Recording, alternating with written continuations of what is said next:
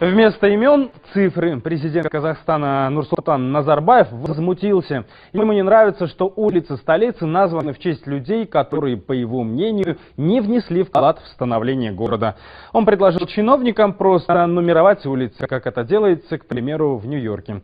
Нурсултан Назарбаев спросил у одного из заместителей градоначальника, кто такой Каим Мухамедханов, в честь которого названа одна из новых улиц.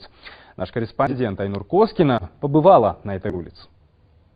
Даже те, кто не подозревал, что в Астане есть улица имени Каима Мухамедханова, со вчерашнего дня черпают информацию в интернете об ученом, переводчике, педагоге и авторе первого гимна Казахской ССР. Мухамедханов, кто это? Каим Мухамедханов, он основоположник абайяведения, один из известных академиков.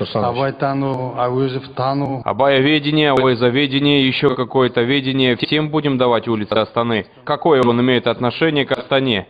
Каим Мухамедханов посвятил свою жизнь исследованию творчества основоположника казахской письменной литературы Абая Кунанбаева. За свою непримиримую позицию ученый, как враг народа, был приговорен к 25 годам тюрьмы. Это человек, который принес казахскому обществу национальную идеологию. В истории он последний из алашардинцев. Его место в казахской литературе тоже велико. Он разбудил национальное самосознание казахов и стал основателем науки абайяведения. Он наш национальный герой.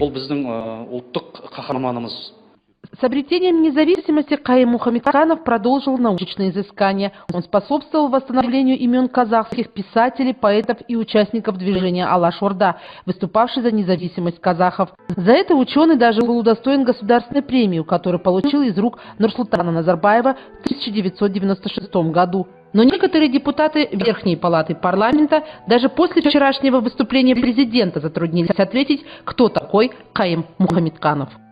Хайр Мухамедханов. Ну, дайте нам проехать. Писатель, абайявед, заслуженный и уважаемый человек.